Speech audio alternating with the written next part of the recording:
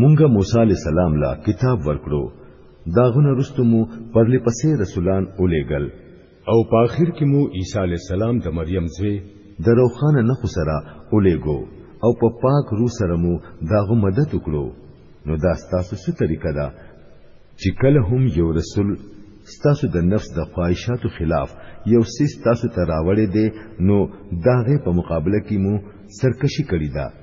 سمو دروغ وګڼل او سمو وجل دوی وایي زمونږ زړونه محفوظ دي نه بلکې اصل خبره ده چې د دوی د کفر په وجه په دوی باندې د الله لعنت دی دغه وجه ده چې دوی لګ یم کتاب د الله د طرف نه دوی ته راغلي دي داغه سره د دوی سلوک دی سره د دې چې هغه د هغه کتاب تصدیق کوي کوم چې د دوی سره د مخکنه موجود وو سره د دې چې د دې کتاب دراتلو نه مخکې به دوی په خپل د کافرانو په مقابله کې د فتح او امداد دعاګانې غوښتلې خو چې کله هغه دوی ته راغې او دوی خو پیژندوهم نو داغه نه منلو نه انکار وکړو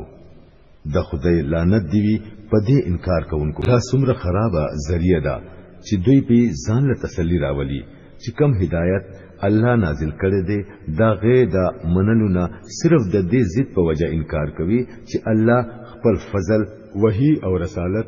د خپل خوخي په بنده باندې راولېګو نو دوی اوس د یو غضب مستحق شوی دي د پاسه د بل غضب